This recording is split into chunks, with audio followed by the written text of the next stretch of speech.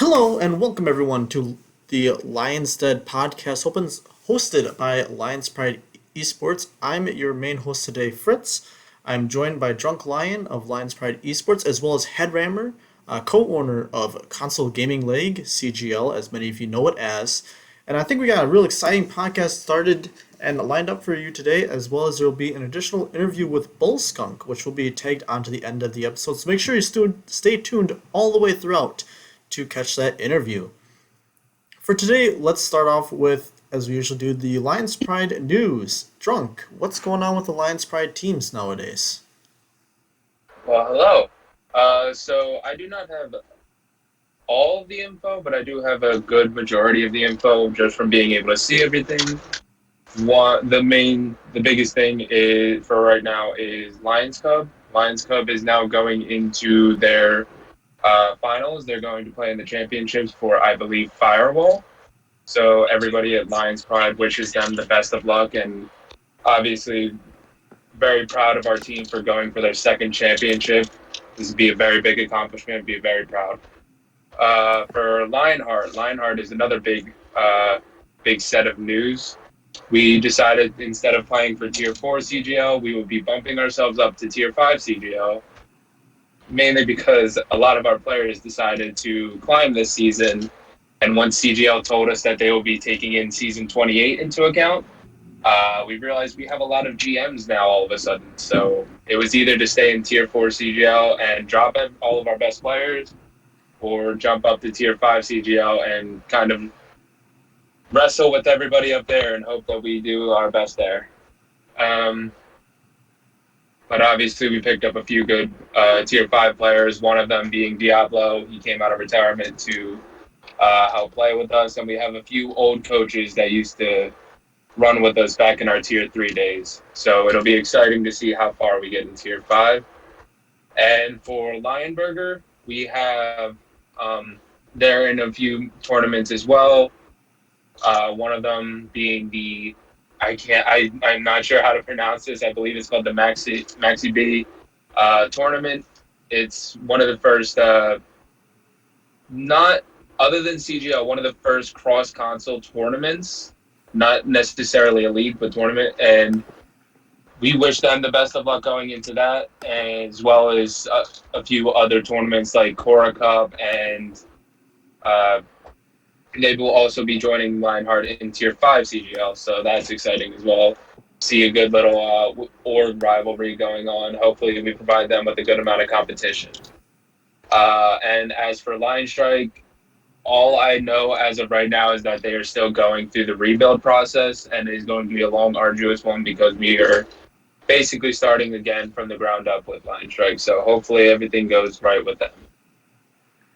All right, absolutely. Thank you, Drunk, for giving us an update on what is going on with Lions Pride Esports teams. Hearing a lot of success from each of those teams, and I'm excited to see how those teams shake up, especially with Lionheart going into CGL Tier 5 this upcoming season. And speaking of CGL, let's get right into it again. I introduced you at the beginning, Headrammer. You and I have talked a little bit here beforehand about various things, but why don't you tell us a little bit about yourself for people listening? Yeah, so like you mentioned, I'm one of the co-owners of CGL, and I'm kind of like the head honcho on specifically the Overwatch side because we do run tournaments for multiple games. So Overwatch is our original roots. Um, and I've been with CGL for quite a while now. I think I joined in 2018. It was actually when I first joined the CGL server. So I'm not like we've been around since 2017, and so I wasn't here actually in the beginning. But I think I've been running Overwatch operations for quite a long time now, and if you see someone posting the announcements channel, it's usually me nowadays. So I've kind of over time become that kind of like figurehead person for the TGO Overwatch side, and so I've been kind of steering our ship there for quite a while now, and leading kind of our direction as we've gone through this rapid growth last few years, and now we have our you kind of touched on earlier, we have our excuse me, our next upcoming season here coming up. Team signups opening July 16th. Yeah, July 16th, which should be a Friday. And it's going to be enabling crossplay now across our entire tournament. So our seasons are main event we typically do, has supported both consoles for quite a long time now, both Xbox and PlayStation. And then we divide those into 6 tiers, and we split both of them into NA and EU, so that because we have usually each season around 250 teams play and about 3,000 players. So we found that doing that kind of split up is usually the best for competition, as well as making sure time and scheduling complaints work out pretty well here. Now, with the addition of crossplay, it kind of cuts the number of things we got to run in half and simplifies our logistics a little bit. So with our upcoming season, Xbox and PlayStation teams will play against each other in one tournament, which will be both. I think it'll be pretty hype. Honestly, I'm really excited to see who comes out on top. Because as I've watched, obviously I come from the Xbox side myself. That's where I've always been a player of. But I've been around the PlayStation scene for a while, just from running all these tournaments, and I'm excited to see who wins. And I'm also excited to see like really competitive tiers now that both of them are combined. Because there's some areas where maybe PlayStation is a little bit stronger with the numbers they have, but then there's other areas like our base was originally Xbox, so we have a really strong Xbox base.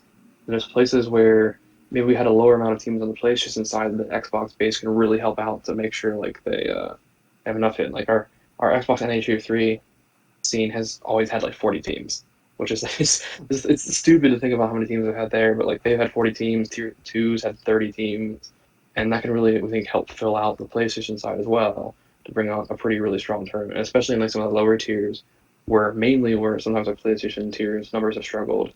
The Xbox side can help out there too, and make sure that we have like the best competition we can have, and really see who comes out on top, and see whose trash talk was correct the entire time.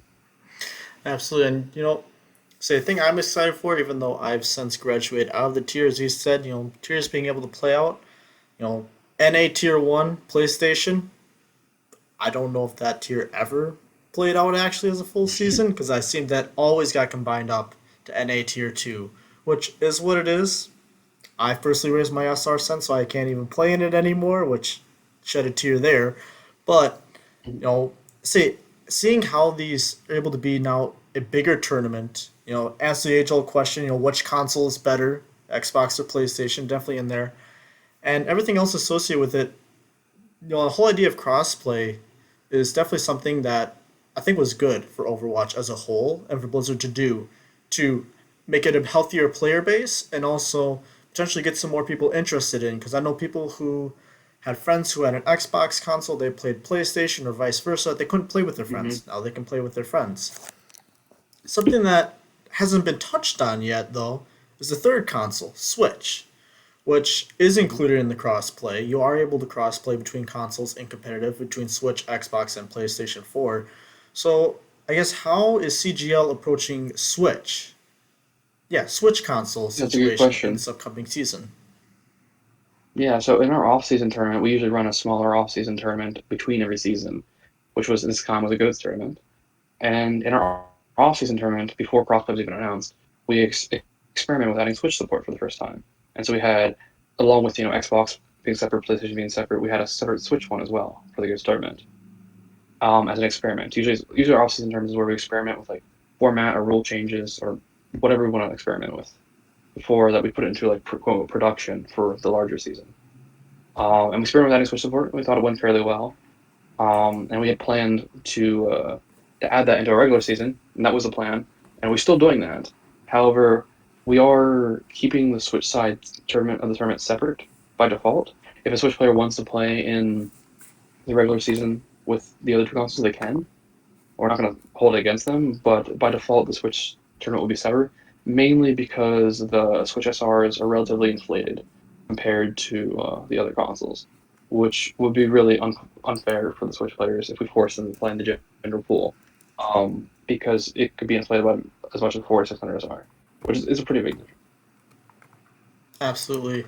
So seeing, because I know some people argue that the Switch SRs are slightly inflated compared to other console SRs. So that could also hamper them when they go into um, a league and play. For example, its top 300 are for Switch, whereas its top 500 for both PlayStation and Xbox on your given roll. It just isn't as deep in the top list. Hmm. So, coupled with that going forward, something that happened during roll queue was sort of this equalization of SRs. You think it's gonna be kind of like the same, a couple seasons that you're gonna then see the SRs equalize between the consoles, or you think maybe it won't be as great as we saw with roll queue? I do expect that over time they will equalize. I mean, that's how the ELO system is supposed to work. We saw with roll queue, usually people got to around where they're supposed to be after 2 to 3 seasons or so. It's possible it could be longer if they don't play enough. But I expect probably a pretty similar thing for crossplay for it to be about 2 to 3 seasons, so things really start to equalize across the board. Obviously, if people disable crossplay, it could be a little bit different. But in order to be even remotely worthwhile for Switch players to disable crossplay, enough Switch players with disable crossplay that they could even get into games. My understanding from talking to Switch OS players right now is the queues are already fairly long. And when you disable crossplay, you can only play with other people who have disabled crossplay, which makes it so that the player base is drastically reduced for you, and it's on by default. So I don't think that many people will disable it. So I expect over a few seasons, things should relatively even out. Though, if they are as inflated as it's believed, then unfortunately they're going to lose LSR. And that is the unfortunate part of kind of balancing SRs. As I know, just for fun, I turned off crossplay for just one comp game, just to see what happens. And for a platinum tank queue, you're looking at a 45-minute queue time for if you disable crossplay, which Yeah. those of us that are used to playing tank, we're used to 10-second queue times. I know, we're pampered. You know, Yeah. shoot us And if that's you the want most to. populated SR range right there. Say, because it's a popular SR 2600. range and it's a role that's always in demand. The game switch is Mm-hmm. always looking for a tank player to chuck in. Even say when you get to higher SRs, just because I watch a couple streamers, it's priority passes for even the support role once you get to higher SR can occur at times, just because it's a lot of support or DPS players. And I guess people just don't like getting flashbanged, break stunned, frozen, slept, Main tank experience. antied. The true main tank experience, as it were.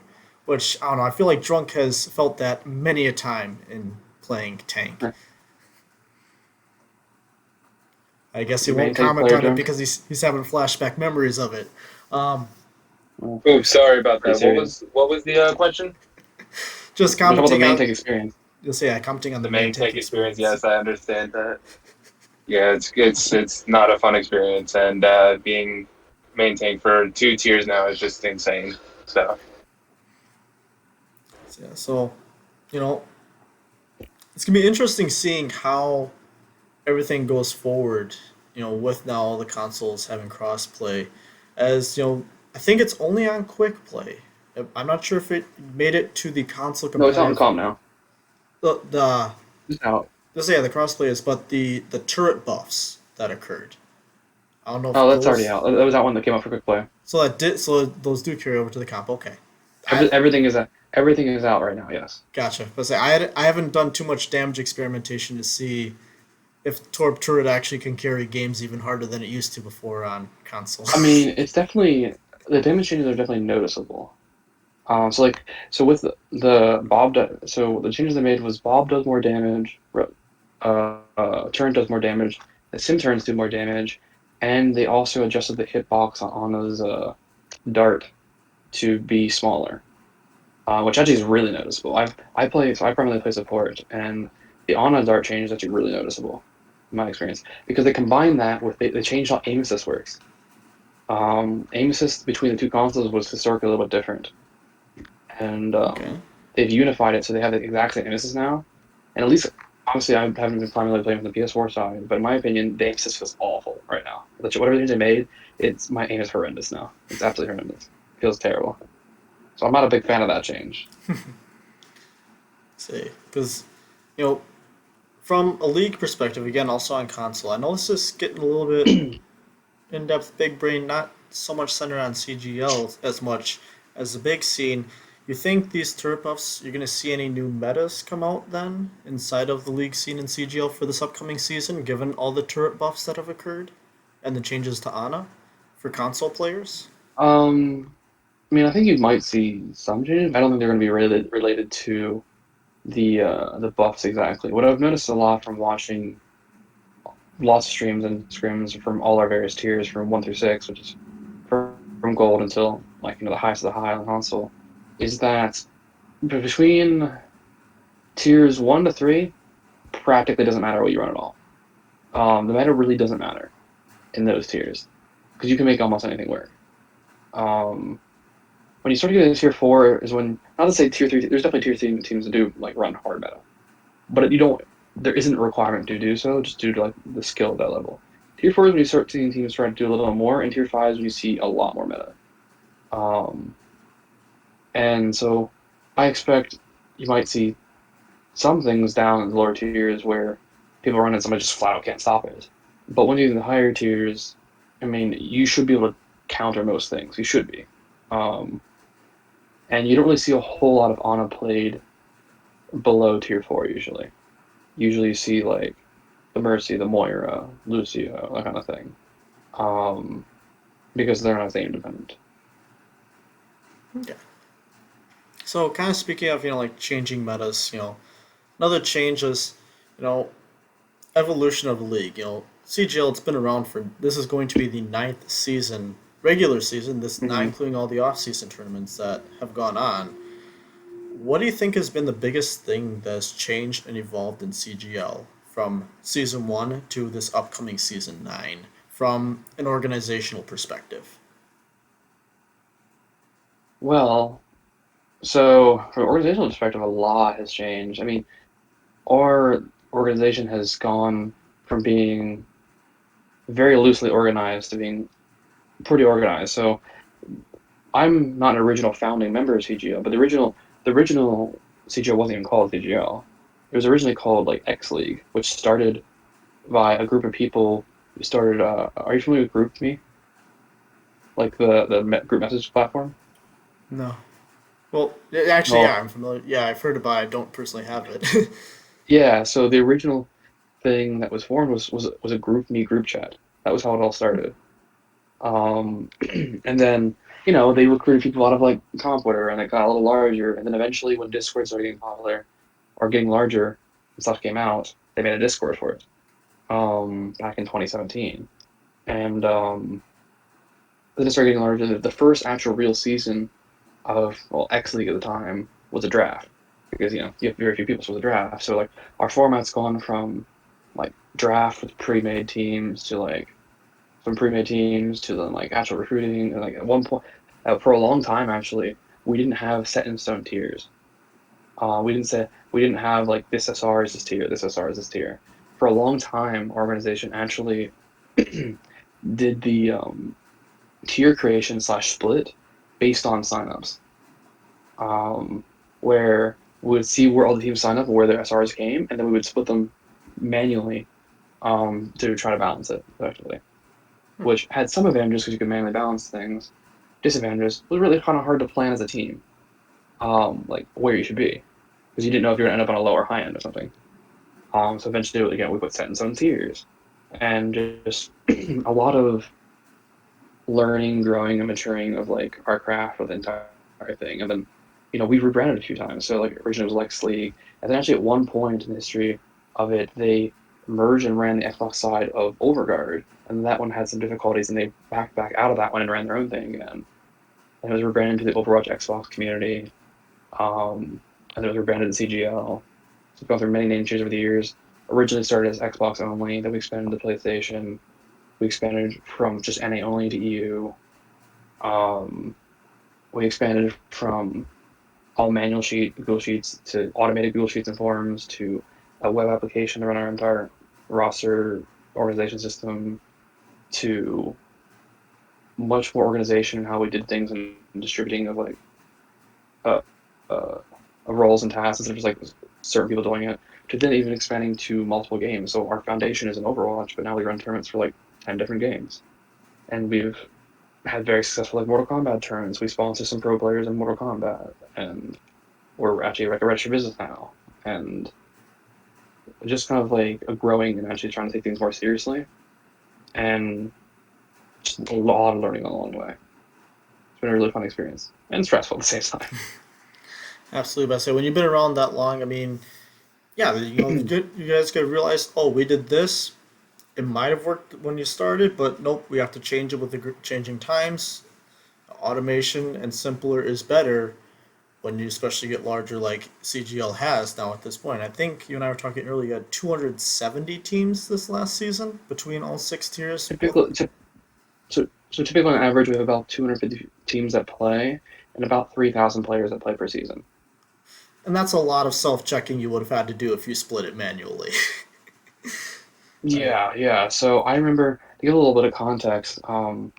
Before we had the automated roster adjustments, um, so first there was the manual one. So give a little bit of history context of like how some of these things are scaled. So we're entering season 9 right now. Season 5 was our last season before we were branded as Cgl, and it was also the last season before we expanded the PlayStation. It was like between 5 and 6 is when we underwent a massive expansion, a rebranding, like actually trying to really push things. We had 55 teams in season 5. How many teams do you think we had in season 6? If I had to guess, you jumped to 120. We jumped from 55 to 240 Oh wow, in one season. That was one of the biggest tests we ever had in scaling our operations, which that jump that season. that's It an insane was jump. a- it was a lot of work. We made some correct predictions of where our pain points would be, and we had some things that were pain points that we didn't expect to be. We learned a lot of things from that one. We went from like season 5 was a lot of manual sheets. Season 6, I coded a lot of automation to guild sheets, which helped us survive. But after that season, so we still had to process roster adjustments. So if you had to guess, how many times do you think rosters were changed? Like how many roster adjustments do you think had to be processed in season 6? Well, let's see. Knowing like season 7, 8, like I don't know. If I had to guess,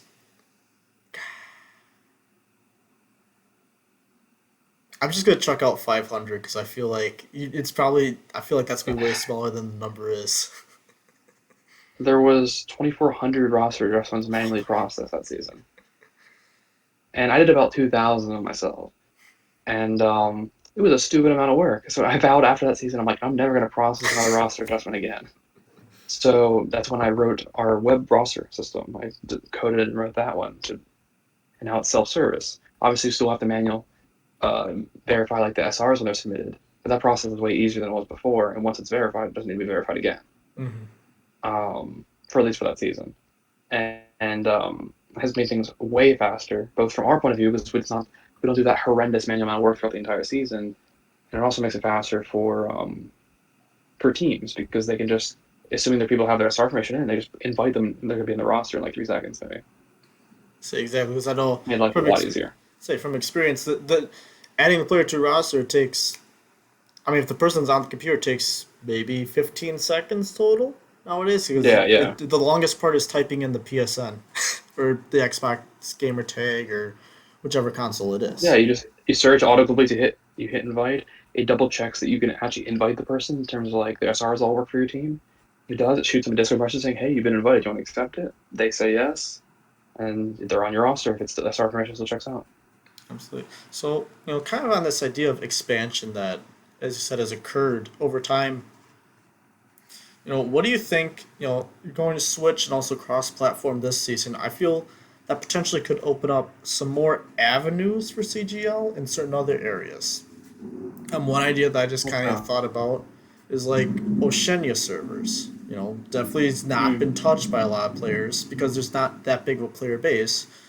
But potentially, if you combine PlayStation and Xbox players together or something like that, you might be able to get it. I don't know. What do you think would be the next big expansion that CGL would have? You know, Switch would be the current one, but like after Switch or like going forward, what could be the next big thing? Those are some interesting questions. So I think that I don't think Oceania is going to be it because it's like you said, the player base is incredibly small there. We've poked at it every once in a while, but every time there was just like not enough people involved to make it really not necessarily worth the effort, but like to even really run a small thing. I've looked around some of the various servers that existed there, like Outback, for example, but all these servers end up exploding in some way. and I don't really have good connections to that side of it. I tried working with a group that did at one point, and that group ended up exploding and stopping. And we've had people ask over the years in our question center, I was like, hey, is there a chance of you doing something for like the Oceania servers or the Asia servers? And we're always like, we're totally down to do it, but like we need help to like get those kind of people. Like if you go and bring some teams, then yeah, sure, we'll run something for it, absolutely. And then nobody's ever come back with anything. And without there being, we've made our few attempts and it hasn't really worked that well just because of the numbers. And so I don't think I'm really going to actually seek it out right now. I mean, if an opportunity comes up for it, saying someone comes like, yeah, hey, I got like 5 teams, whatever, sure, I'll run something. I want to include as many people as possible and bring what we're able to offer to as many people as possible. So I don't want to turn down opportunities like that, but so far an opportunity hasn't really presented itself to do something like that. And sorry.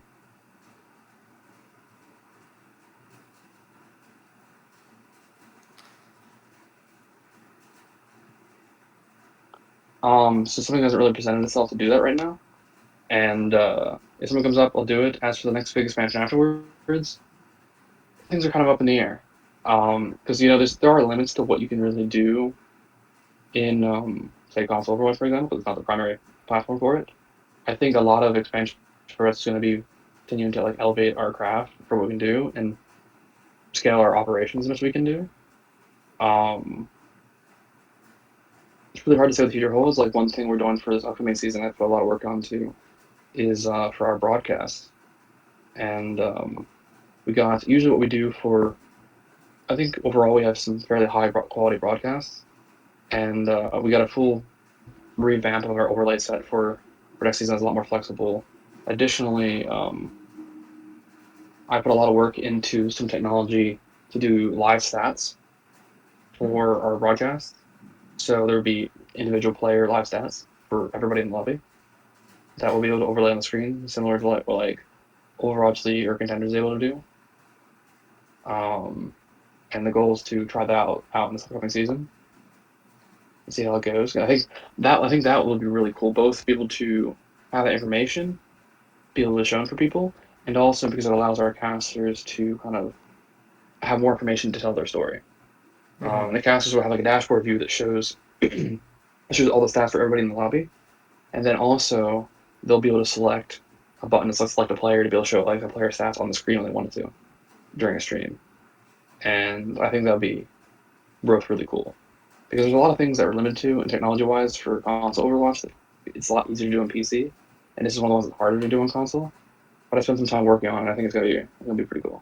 So absolutely, and as you kind of said, especially with casting, as a caster, they're looking to tell a story. So the more details you have, the better story it's going to be to tell. I'm excited to see some of these overlays in the upcoming season for CGL and seeing how the stats all shake out and how it looks on that screen for the stream. And so I'm excited to see something like that rather than just each individual player just having to tab and see what the stats are like during the game. Actually, when they look back at the broadcast, it's like, oh, that's how much damage I was doing, or oh, that's how much I was dying each time. Seeing that as it goes through the stream, I think it's going to add a lot of value to the stream, and actually, I look forward to seeing that. Kind of piggybacking slash shifting gears here. CGL, you guys have been around a while. Obviously, that's been the main idea we talk about. Arguably, one of, if not the premier league, especially on the PlayStation side of things, in the Discord server. Same time, there's a lot of different Discord servers that run PlayStation 4 League tournaments. Xbox, not as much.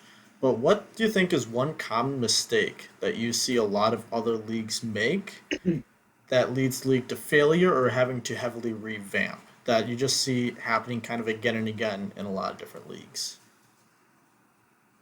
That's a good question. I would say probably the primary thing. So it's going to be a multi-approach thing because I think they're all linked together. I would say, well, the first thing is starting at things for the wrong reason. Sometimes people start things because they don't like someone else's thing, which isn't necessarily a bad thing. If you think you can do better, sure. But a lot of times people start things for the wrong reasons, and that they think they can do better because they don't understand why somebody does something a different way, or they don't understand why a rule is in place. They don't understand why things are done the way they are, and they think that I'll just start wanting to do it better. when they realize like, oh crap, this was there for a good reason. There's a good reason why they don't do this because I'm now experiencing the same kind of problem, and now I need this rule too. Or people start something because they're bored and just want to do something, and now they have once they run the first season, oh, we're done. I'm not really interested in doing this anymore. Additionally, this one's a really big one. I think it's really, really common. People chase growth over everything else. They think in order to succeed, they have to be large. Um, and they think just getting numbers means they're successful. And because of that, they lose focus on what made them good. And this kind of goes back to something we had mentioned earlier, you and I, where people don't really know what makes them unique. And so if I were to look at some leagues and try to figure out what makes them special, some of them I couldn't tell you. Some of them I can look at you and tell you. But other ones I couldn't. Some of them just try to be like others because, like, okay, we see this a lot sometimes with CGL since we are kind of like the largest one around, where some organizations will start up and try to copy a lot of things we do, to try to get to our size. Which you can use ourselves, you can use what we have done for inspiration. That's perfectly fine. I mean, we've gone through a lot of the growing pains and a lot of the learnings from getting to where we are, and that's perfectly fine. No worries about that. A lot of times people just blindly take something without understanding the reasoning why it was all done. And instead of like just copying and pasting, they should be looking at this is what they've done, here's why they've done it, and how can I apply that concept to my own organization, rather than just like a copy paste. And we've seen some organizations before that think like the thing that makes them unique is their tier system. But that's just one example of many I've seen over time where I think it's misplaced. Um, because what makes you unique is something that should not be easily copyable. And it's something like, say, your community or like the way people treat each other in your server or something like that. Things like that are not easy to copy, because it's something that needs to be built and needs to be nurtured. Um, Something like a tier system, I can just copy and paste that if I want to. Boom, I'm now you. I'm now you. Maybe a little better. I don't know. That's not special. Maybe it's like your production value. I mean, doing really good production takes a lot of work on your streams. Maybe it's something like that. It's like the level of competition you have. It could be any number of things, but it should not be something that's easily copyable. It should be something that actually has to be built and worked on and a lot of effort put into, because otherwise you're not going to be special. And because if you don't correctly identify what makes you unique, then you're going to put all your, as you try to do things over time, maybe try to grow, you're not going to put your focus in the correct area, and you might kill what makes you unique by accident. And I see a lot of people that do that over time. They don't know what makes them unique, and they accidentally kill what makes them special. I think going on the whole chasing growth side, the people that chase growth over anything else is oftentimes a lot of short-term thinking over long-term thinking, and this is incredibly common in not lower servers, smaller servers I've seen, where so there's advantages and disadvantages that come about with both being small and being large. So one advantage we have with being a large server is that if someone causes issues for me or a team cheats or whatever, and like we catch them, I don't have to think twice about it. I can just kick you out. It doesn't mean the slightest to me. I have 249 other teams. It doesn't matter. Um, but it's harder when you're a smaller server that maybe has like 10 teams. You have to. It can be almost seen as a harder problem because, like, okay, you're kicking out 10% of your teams, and a lot of times those players might be very popular, despite causing issues or cheating or whatever. They're oftentimes very popular. You can be under a lot of pressure to not remove them or tolerate the problem. But by doing that, in the short term, maybe you save your issue because people are happy. But in the long term, the people that you don't want to be there will be the ones that flock to you. They'll be the ones that cheat and cause problems. And the ones you want to be there, the ones productive, nice people, all that kind of stuff, they're going to leave over time. And suddenly, eventually, over time, your server will just implode and fall apart because it's no longer a good place to be. So That's what I've absolutely noticed a lot. say because all the points you said are actually a lot of things I've seen from my time casting in a number of leagues that have occurred. In the league, it's literally they didn't like what one league did. They just cut, copy, pasted, made their own league. I looked at when all right, then I like go cast one game for them and go, okay, this was a mess. Good luck. Have a good day. See you later. Then there's Hmm. other leagues where it's they made a league, they had a purpose, they had a clear defined goal.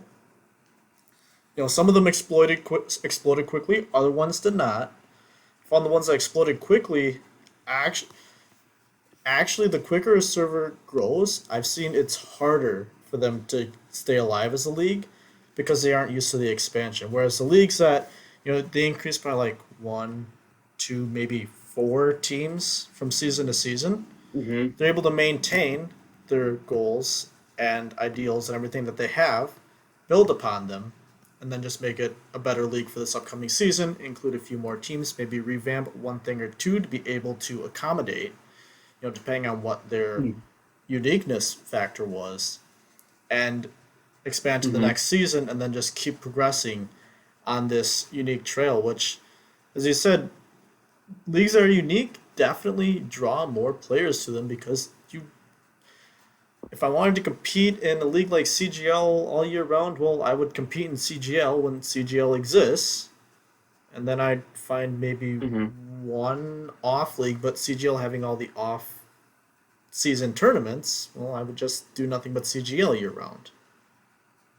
Right, right. Whereas someone that does something unique, Yeah, oh, like I'll try this, and then I'll also do CGL because I like the uniqueness between the two of them and what each of them does. yeah. There's a place. There doesn't have to be like one. There doesn't have to be like only one organization. There can be multiple. I mean, there's some people that we won't be for, and that's perfectly okay. Like, no one place is going to appeal to everyone.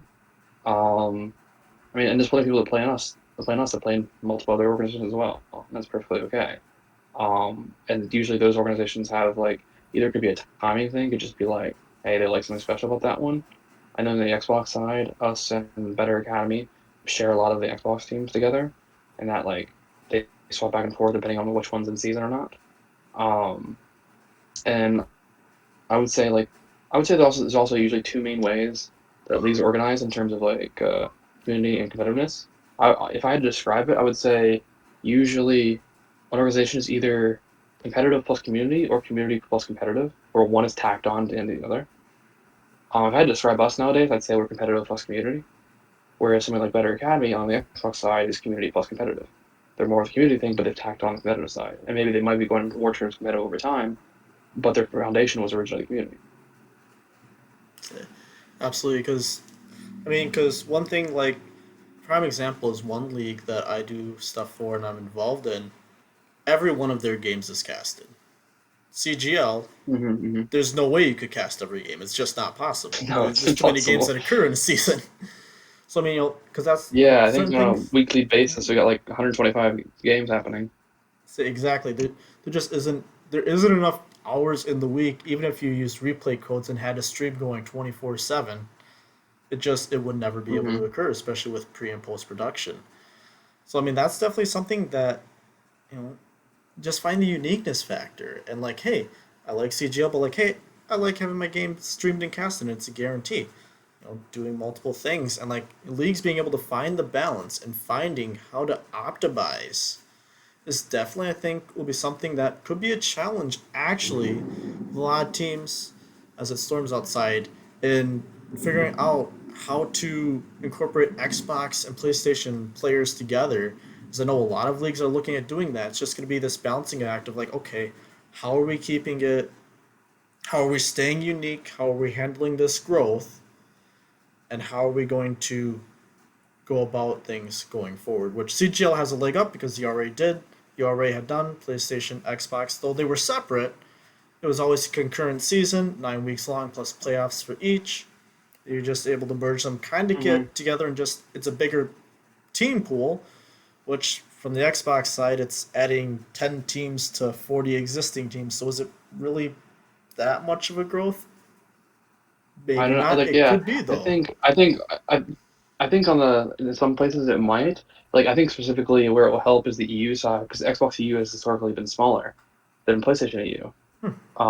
So in that side, the PlayStation should help the Xbox side, whereas I believe basically and anywhere else, Xbox is going to help the PlayStation side because we have a lot of Xbox teams, so I think Xbox will help on the NA side way more than the EU side.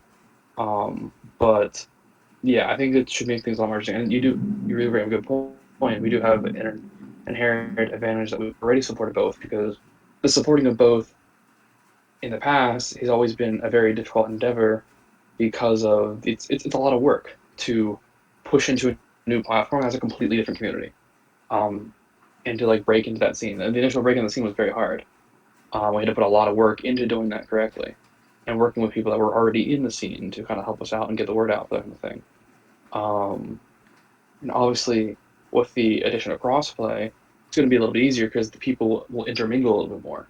Um, However, there's still a separation in the community is just due to the historical nature of it. And I do think more people will do crossplay, like you mentioned. Now, what will be interesting to see is, though, who that helps and who it hurts. Um, I don't think it's gonna. I don't expect it to hurt us at all because we're already doing both.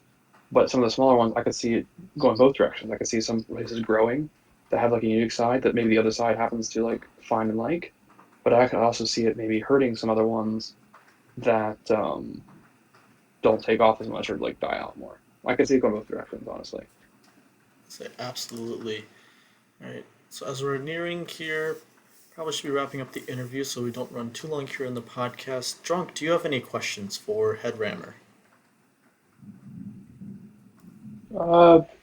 Particularly, one of the things I'm interested in is you did bring up how you were going to try to keep stats involved in your games, and me and Mm-hmm. Fritz both being analysts and statisticians for several other leagues, we under we I'm not going to speak for him, but me as a player, I believe the next big step for console Overwatch would be stats, and like I think you hit the nail right on the head with uh, adding to the production value of statistics and stuff like that. And it's like, uh, did you get mainly my question is, did you get like the idea of where did it come from? Where did your idea of getting stats come from, so to speak?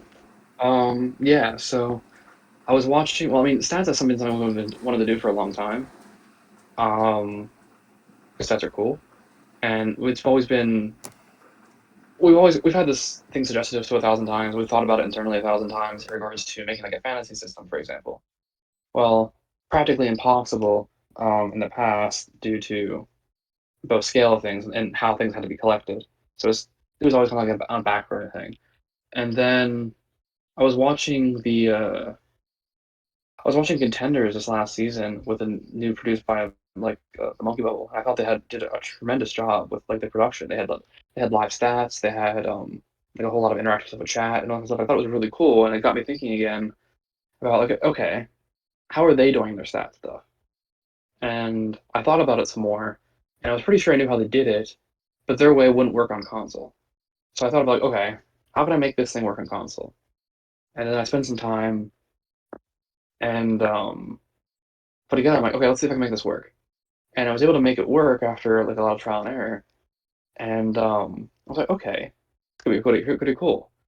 Um, and then so I'm pretty sure I have it in place now where it'll work for a live production match.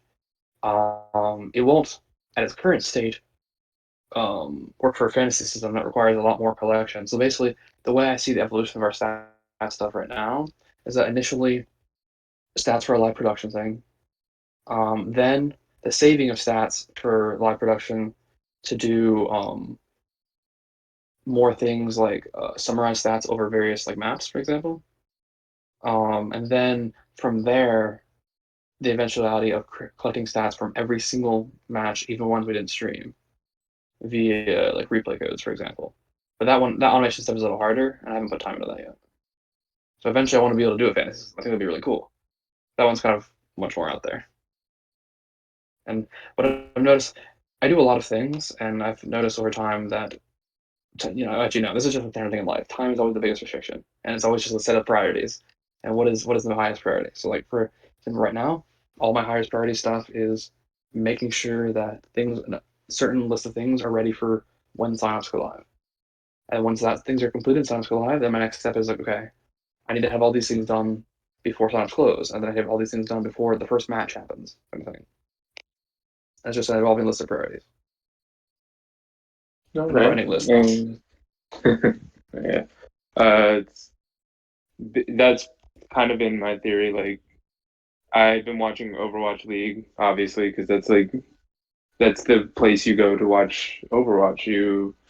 It's basically your end goal if you ever want to do anything in Overwatch, whether that be running leagues or playing in them or casting or whatever. That is ultimately the end goal. And I think us as console leagues, like us running them and whatnot, the best thing for growth and stuff like that, and just like to kind of set yourself out there is just use what you have to mimic what you can when it comes to Overwatch League. And I know you have your ways of doing it for console, and me and several others have also tried to figure out ways to do it as well. And we think we have like a very bare bones system, but obviously we don't have the time or expertise to go like very above and beyond, but we do have time. We do have passion to just kind of give like that little push that we wanted to do. And I think like now that CGL is also doing this as well, I think it shows that we were all kind of going in the right step. But on to another question, like another real quick question. With the addition of crossplay and kind of like this new avenue for consoles to actually play with PC, even though right now everybody's like, keep them separate. There's nothing, they don't need to be connected at all whatsoever.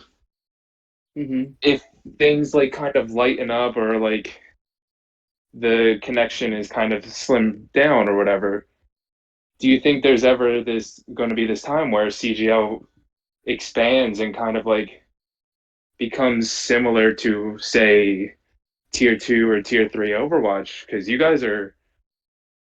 if you guys are on Overwatch league level when it comes to console, but if everything kind of combines, do you kind of see yourself kind of moving up with say tier 2 or tier 3 Overwatch? As in, like, offering PC support? Yes. So, I think PC support is interesting. I've thought about it over the years because I do think like we are in an interesting position where we could be a decent stepping point for people that want to go to PC over time. Like one thing people will oftentimes struggle with when swapping from console to PC is that they lose a lot of the community. And a lot of people already knew because not everyone has a PC. And we've always thought over the years that it could be like this could be we could be a decent stepping point for people that like want to stay in the same area, but just like want to swap things. So I've over the years I've thought about it a little bit, but there's always so much to do on the console side. I never did it, and also we are a console gaming league, but you know you can always budget with the medium console. I mean wherever you play your game, so that like Microsoft is doing historically. Um, so I'm not going to say no, PC port will never happen, but it's not a current priority. As for expanding PC into our existing stuff, it's not going to happen anytime soon, specifically because whenever a single PC player is in a custom game lobby, it disables aim assist for everybody. So that's kind of an issue. And even if the PC player is in a spectator system, in the spectator slot, not even playing, it still disables aim assist, which is really, really annoying. And that was like one of the first things when Prospect came out. I spent a lot of time testing because like if we were able to observe matches with a PC instead of having to use like the capture card, it would make things a lot more simple. But unfortunately, in its current state, that doesn't really work because of the whole disabling aim assist. Which personally, also, I think I really disagree with their idea of disabling aim assist within like PC queues for controller player. I think it would be a lot better if they just did input-based matchmaking for aim assist or not. Like if you have a controller, you get aim assist kind of thing. Because no aim assist on a controller feels awful. It feels absolutely awful. Yeah, I've done that for I think a year. When I was planning on switching over to PC, I kind of like prepped myself like, okay, PC doesn't have aim assist, so I probably should play without aim assist to improve my aim. And it took a year, and I was like, why do I still have aim assist off? This is not fun. And I switched right back to putting it on. Yeah, because I was doing I have some friends who are on PS4. Some people are on I play on Xbox, and I have some people that no longer play on Xbox for my team that now play on PC. And we were we were on a six stack of us across Switch, PS4, Xbox, and PC, which naturally threw us into PC quick play keys. And I really found out that I'm not gonna say my mechanics are amazing in the first place, but it felt really really bad trying to play certain like most heroes. Besides, like I think Moira didn't feel too bad, felt a little different, not too bad. Brie felt mostly fine. Um, Playing any DPS most part felt terrible. Playing Reinhardt honestly felt perfectly fine, almost like it didn't matter at all because you're not really aiming. Um, so I was able to play Reinhardt very well, but like I've noticed when trying to play Roadhog, like I could kind of hit my hooks fine, but hitting his shots, I was just gonna hit anything. So it's just like a weird. It's so weird about it. So I really don't agree with their decision to do that.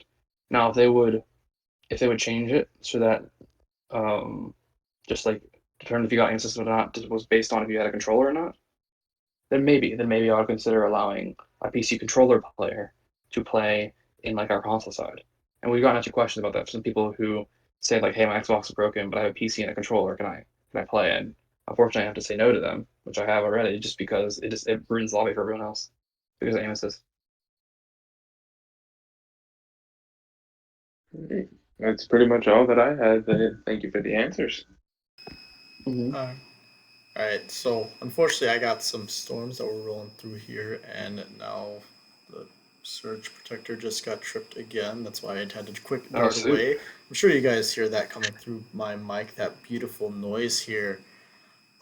Personally, I had no further questions. Headrammer, do you have any statements in conclusion here? Thank you again for also joining us for the podcast. Yeah, no problem. Thanks for having me on here. And just want to give a quick shout out to our upcoming season I mentioned earlier. Team signups are going live July 16th. And that is team signups. Players can already create their accounts on our roster system to be ready in advance of it if they want to. But teams can start signing up July 16th, and signups will be open for 2 weeks, at which they will close, and then the season will start. Again, open for everybody, regardless of elo and regardless of region. Um, and it's good. It's going to be a pretty heavy event. Our Q6 has a prize pool of $5,000 provided for this upcoming season to figure out who's the best team on console. Um, and then our lower tiers will be crowdfunded, which typically has gotten a few $100s, and so there should be something at least in there.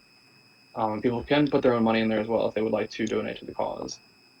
Um, if you want to get more information on that, uh, feel free to join our Discord server and ask our questions channel. It's just discord.gg/console Overwatch. Well, Overwatch abbreviated as OW. And I think that's really about it. Thank you both for having me on here today. So I absolutely would say this has been some time in the making. I'd say we finally managed to figure out getting schedules to align and getting everything set up and organized. I think that will do it for our portion of the podcast. I'm assuming Soul will likely link over to then transition us into a interview of Zeddy with Bullskunk, I imagine. If not, I'm just gonna look awkward here on saying Bullskunk, great this, guy. and he'll probably put some screen showing up saying that Fritz is dumb. I don't know. But anyway, so I was Fritz joined Drunklion, joining me down here below, assisting me with Lions Pride News, and Headrammer again was the guest interviewer for this podcast. I hope you all have a wonderful remainder of your day, and we'll see you next month on the podcast. Bye.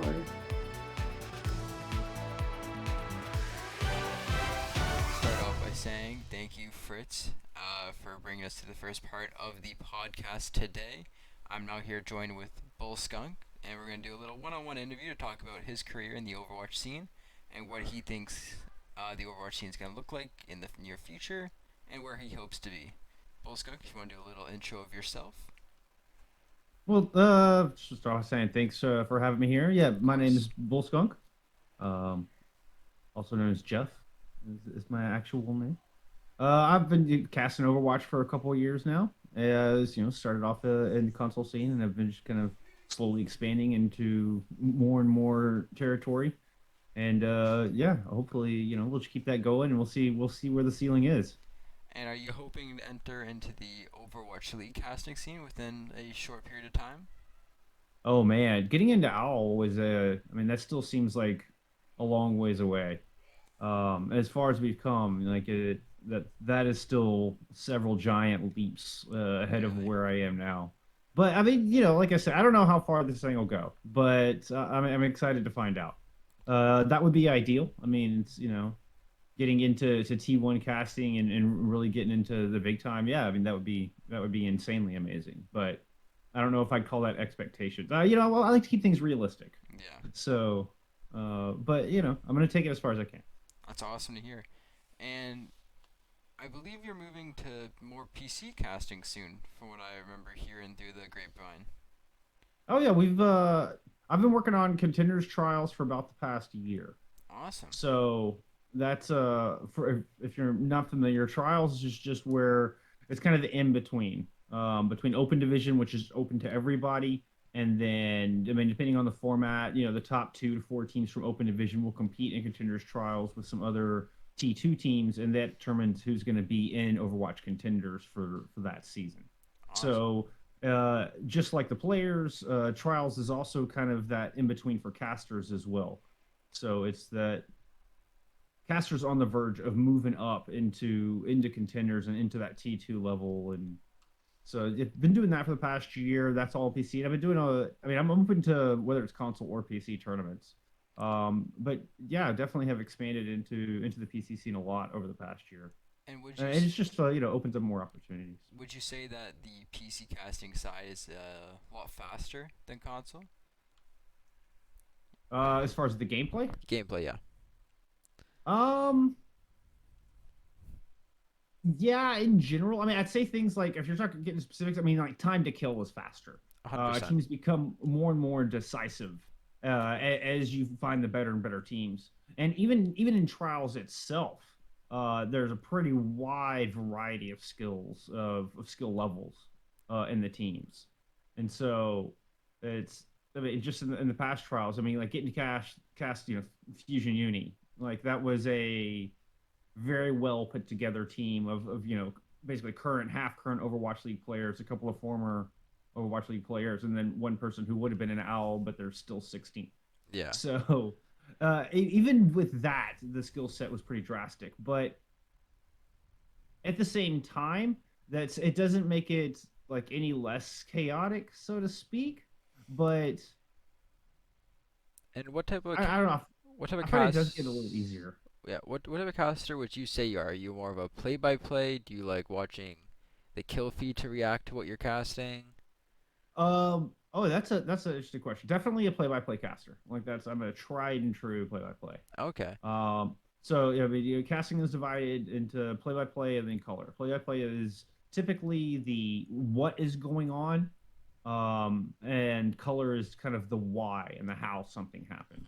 And that's a bit of an oversimplification, but just as far as just general blanket statement, I'm in the what part of things. Um, as far as your second question, actually, like what the kill feed reading or what's commonly called listing and casting is considered kind of a crutch of early casters. Okay. You don't want to just read the kill feed. Like the job is to tell a story, and so the job of the play-by-play is to find the most important aspects of a team fight, of a map, of a series, and try to really tell that story. And what would you say the hardest part becoming caster was to get to that level of being able just to react on the fly? Ooh, the hardest part. The hardest part is developing expectations. I'd say when you look at a team fight, when you can look at the top 12 icons, at the top of your screen, and what ults they have available, and how they've been behaving, what their tendencies are, and figuring out their patterns and their style, and then having an expectation of what is about to happen for each and every team fight. And this is important for play by play because you want to be able to drive the story. You don't want to be drug along by what's happening on screen. Like that's the viewer can do that in their own right. So when you see that, You're do yeah, you you're there as an authority. So you need to be driving the action, not being drug along by it. so when you see those alts and the percentages in the top right, do you almost mentalize what you think is going to happen for then it Absolutely. to then try to get that already to react to it? Yes, in a sense, yes. Like you almost see it and you Um, go, "Oh, this is probably what's gonna happen. I need to be ready for it." yes. And yeah, you build those expectations first, just mentally, and then ideally you should rarely be surprised by what happens. Not to say that expectations are always met or that somebody doesn't just pop off out of nowhere where they shouldn't and win a team fight that they shouldn't. Those are the special moments. Like those are things that really make you sit back and go, whoa, I didn't see that coming. That's awesome. That's exciting. I mean, and sometimes it's two Reinhardts who both have shatter, like who's going to get the better end of it, and then the guy who hasn't been landing shatters, the player hadn't been landing shatters the entire match, suddenly lands a 6-man and it turns the fight. I mean, like sometimes it's stuff, but yeah, it's those expectations are huge. So what would you Um, say was the biggest, almost call it like a flip moment when you're casting, and you like in your head, you're like this is gonna happen, and then the complete opposite happens. um, one of the early ones was CGL, the CGL from MTT7, Okay. and oh my goodness, who are the two teams? Oh, I'd have to look up the video. There was a moment where one team was just getting absolutely rolled, and it was 2-0 going into Volskaya, and oh my goodness, I want to find the video so I can give you the exact team names. I've drawn a blank suddenly, and I feel like an idiot. But um, a huge like 5-man shatter comes through, and you just immediately felt the tides turn. I mean, immediately, and that they turn around and reverse swept and won it, and it was this one earth shatter where it was just like the winds just shifted the other direction, Yeah. and it was palpable. It was a pretty cool moment. So were you casting in that moment to be like against that team, like, oh, this is gonna happen, or I expect this happening, and then would that happen, or did you kind of internalize it in that moment before saying it out loud? I'm one to, and with any moment. I mean, I'm kind of I I trust my mind and I say what I'm thinking. Like I don't try to over process it too much Yeah. to where I'm not internally thinking about, oh, this is exactly what I'm gonna say or this is how I'm gonna react. So everything is always very genuine just in my responses. So I'm just very on the cuff with all that, Okay. or off the cuff, or whatever I'm trying to say. Um, and if you could replay or go back to one casting moment that was like your favorite moment of all time, what would that be? Oh, favorite casting moment of all Favorite casting time? moment of all time? Holy cow. Because I know every player That's has a favorite moment from when playing, but what's your favorite casting moment? There's been a few. And for various reasons. I love doing charity tournaments. Mhm. Um, Billy and I mean, I feel like it's just a strength. We get to kind of be goofy and be really loose and lighthearted with it, and we have a lot of fun with those. Most recently did a charity tournament for BAME One. That was for Trans Life Foundation was what that charity was for. I mean, we've done charities for a variety of things, from Pink One battling cancer, done one for the- what's the organization that does for the children's hospitals? Oh my Sick goodness. kids? I've got a sticker from them. Yeah, sticker from 'em. My brain is just failing me today. I'm All sorry. good. Everyone has That's those not the days. point. That's not the point. The point just is I really have a lot of fun doing those. Mhm. And despite the fact that I can't remember the exact charity that we do some of them for off the top of my head, those always stand out as just being amazing events. As far as like career wise, like I mean, the first Trials cast was really cool. The first time I cast New Kings was an eye opening experience. That was one of those where it was casting Oni God and casting some Overwatch League players and the realization that of the level of talent. Oh yeah. Like that was Like no, casting New Kings the first time was one of those where it was like, holy cow! Like this is some top tier world class talent. Only Oh my God god, is one of my holy. best players in my fantasy draft. Never let me down. I've cast him in before. Wow. Yeah. It's been amazing just to be able to react and cast such a player of like a high level and quality. It was very intimidating. It was Really? very intimidating. Yeah. And I've calmed, like, you kind of just have to get past that. And Like, you know, what was the hardest part about casting while watching him? Was it like keeping up with his speed? yeah, that match was chaotic, especially on Really? Control. Yeah, Control, the opening map of Control was on Oasis, and it was just so fast. That was one of the fastest matches, and it was one of the times when I felt like I was lagging behind. Like that was just hard for my brain to keep up with everything that was going on. There was so much happening at once, and everybody had a plan, and everybody was moving to execute, and it was a lot of decisiveness, and it was hard to pick out what was the most important part of those team fights because there was just so many skilled players on the battlefield that I kind of felt overwhelmed with it. Part of that was just mental, and that's something that was last November. So that's actually something I've worked on as a caster, and it propelled me to try to get better in those chaotic team fights.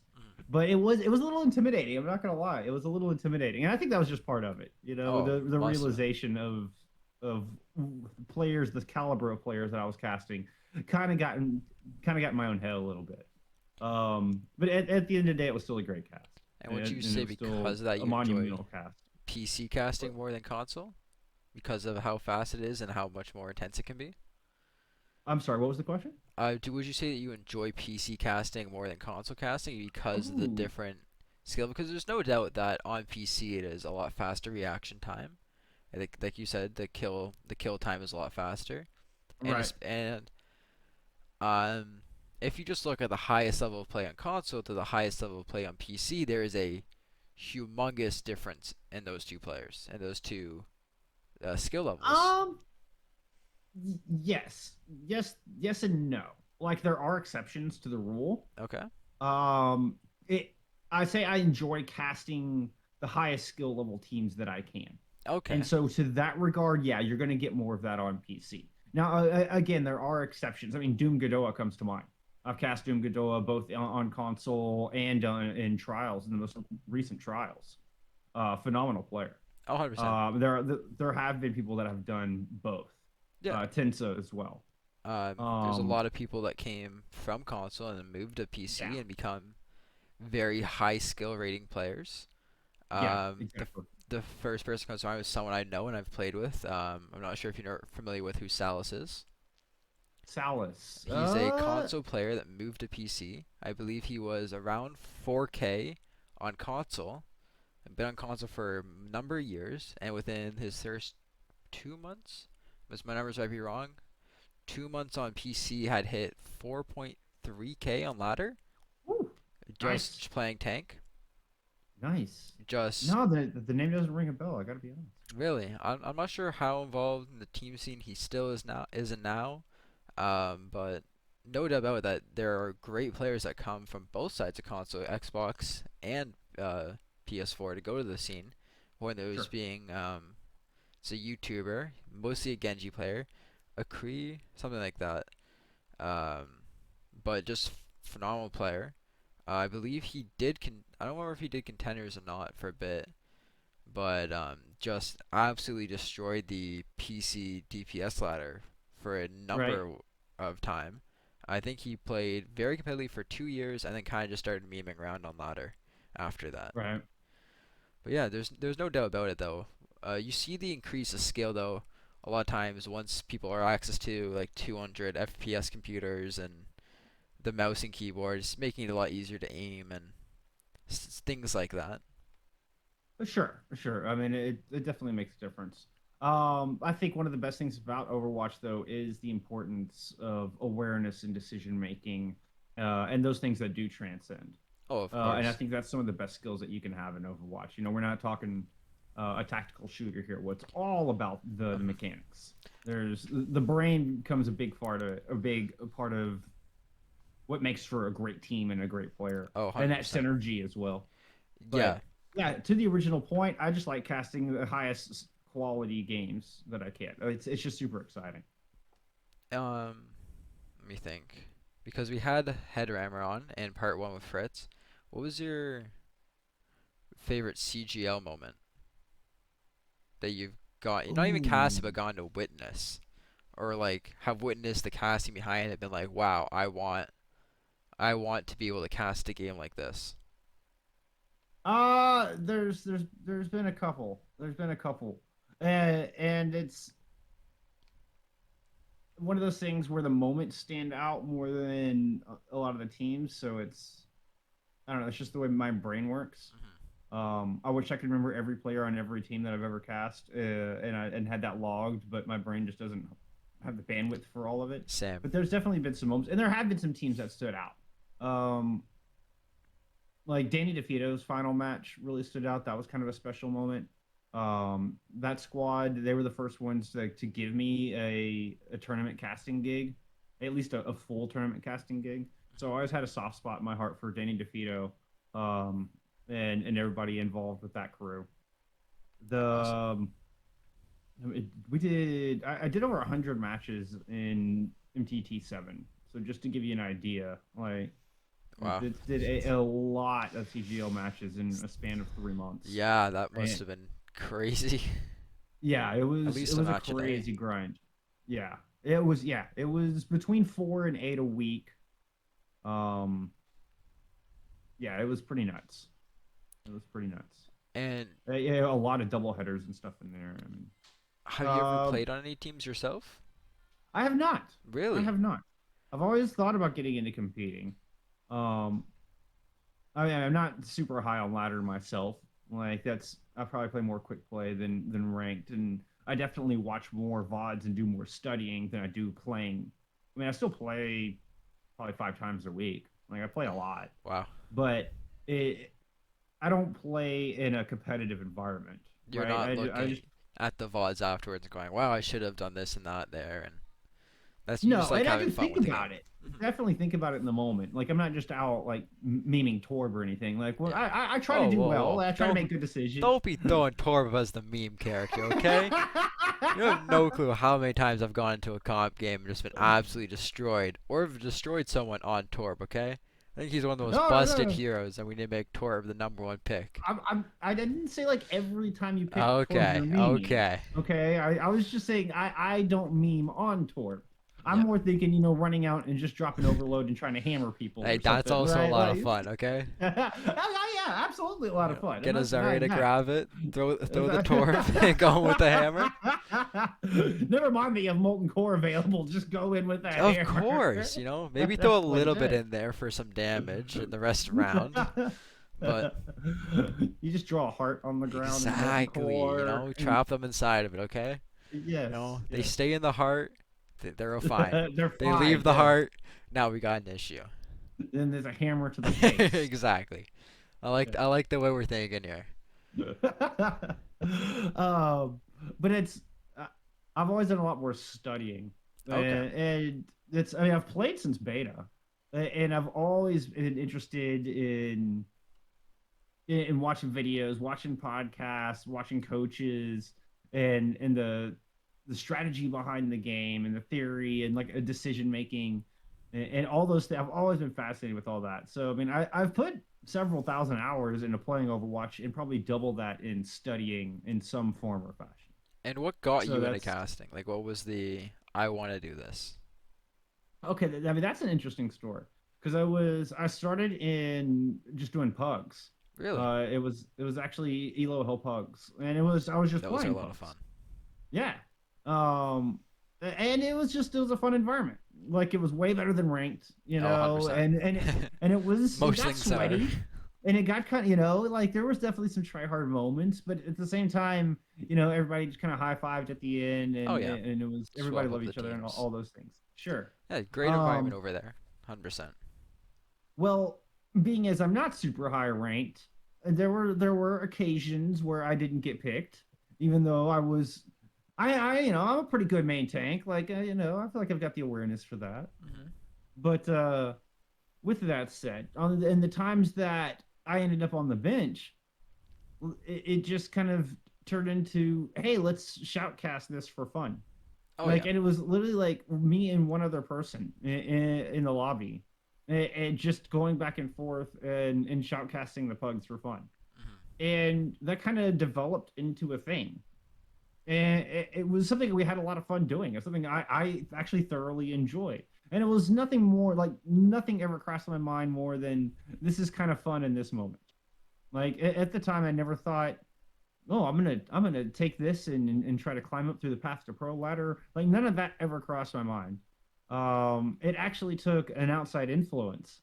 A now friend, guy I haven't talked to in a little too long, honestly, because he doesn't play a whole lot of Overwatch anymore. But I still keep in contact. But McNutty Nutman It's awesome, was a man. very encouraging. It was like, dude, you've actually kind of got a knack for this. Like, this actually sounds pretty good. Like, would you ever have any interest in like casting a little community tournament or something? And I was like, yeah, sure. Like, why not? Like, I actually have a blast casting. And then that led to And another, and then yeah, and he got me in touch with Munching Carrot, and Munching Carrot was in the process of he was like involved with a community tournament that was going on. This is back in 2019, and like they brought me on, and it was right at the tail end of their season. Did a couple of casts with them. I was like, okay, this is pretty cool. And then that led to the Danny DeFito Community Open, which was like my first full tournament casting gig. and And so I ended up just bouncing from one off-season tournament to another through summer towards the end of 2019. Like just, I mean, did like 7 different community tournaments. if you had Um, one thing you'd have to say for like people wanting to get into casting, like what's the experience? Would you say just like kind of get out there and try it, or yeah, just go yeah, for it? just straight up, just do it. Yeah, If you bomb, you bomb. If it goes well, it goes well. I mean, they're not all going to be great. Yeah. I still have casts to this day that I'm like, that was not my strongest. Like, it's a live performance. Yeah. It reminds me a lot. I'm a musician as well. Okay. I've played drums for many, many years, and I mean, it's just kind of like a rock garage band kind of setting. Like, I'm not gonna go play for an orchestra or anything like that's. But casting reminds me a lot of playing a musical instrument, and you do a lot of rehearsing and a lot of practicing to get that one show, but if that show doesn't go great, then you know what, there's another show tomorrow night, and Yeah. then you're gonna play another show the next weekend. Like it's, but those every once in a while you get one of those that's just like absolutely magical, where Yeah. everything just comes together and the energy is just spot on, and you nail it just like you do in rehearsal, and it's the best feeling in the world. I know that Like, that's exact feeling casting. as a player. Yeah, casting reminds me of that a lot. So yeah, just do it. Just Like, go that's for it. Just Just go for it. okay. That's what is it? The stupid sunglasses where it's the only way to do a thing is to do it. Yeah. Okay. Well, I wholeheartedly stand by that. And it's community tournaments are a good place to start. So 100%. there's always these small little community tournaments going on. So just putting yourself out there and getting into that is a great way to start. And see if it's something for you. I mean, it's definitely not for everybody. It's Takes a certain- it's a unique skill set and a bit of an acquired taste. yeah. Well, I think we've covered a lot of great things. I'm gonna quickly cut to the Lions Pride Tournament Champion promo that we talked about in podcast episode 1. If you'd like, I can quickly give you the link as well. They'll follow along as we watch it. Yeah, absolutely. Let me just pull this up here. I had it set, but my Streamlabs is a little what challenging at times. Here we go. I'll do this, and then let me quickly get you the link to follow along. I meant to send it to you beforehand, but Oh, it's okay. let me quickly do this. There we go. Like I said, I cast Contenders Trials. I'm used to a little bit of scuff. A little bit of scuff, of course. Yeah, just the appropriate amount of scuff. That's what I like to hear. Okay, so All right, so what are we about to see here? this is the Lions Pride Tournament Champions promo reel of the upcoming tournament happening in a couple weeks, and the Lions Pride server. Awesome. Yeah, so this is the first look at we guys can be expecting. Play. Ladies and gentlemen, the moment you've all been waiting for. Lions Pride Esports is proud to present the newest Overwatch cross-platform multi-tier console tournament, Tournament of Champions. Championship teams, up-and-coming teams, newly formed teams. It doesn't matter what walk of life these teams come from. But one thing is for sure, they will compete to ultimately find out who is the best of the best. Signups begin soon. Week 1 begins October 3rd. Claws out.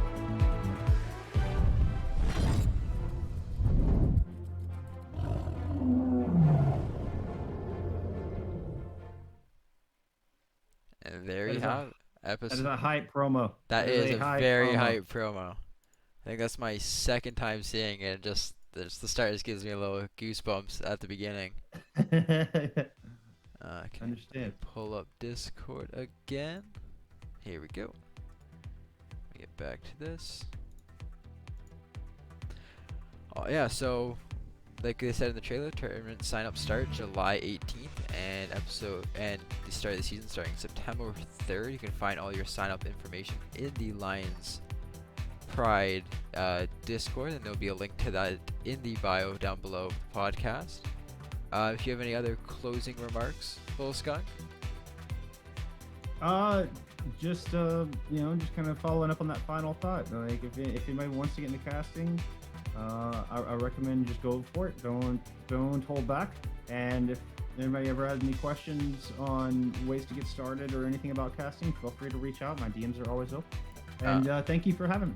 And yeah, we'll put your Discord link in the bio just in case anyone does have any questions or wants to reach out. Thank you again for joining us. Very fun having you on today, Bullskunk, and I wish you all the success, and hopefully we'll see you in Overwatch League soon. I appreciate it. Okay. Thanks guys, thanks for coming, and have a wonderful day.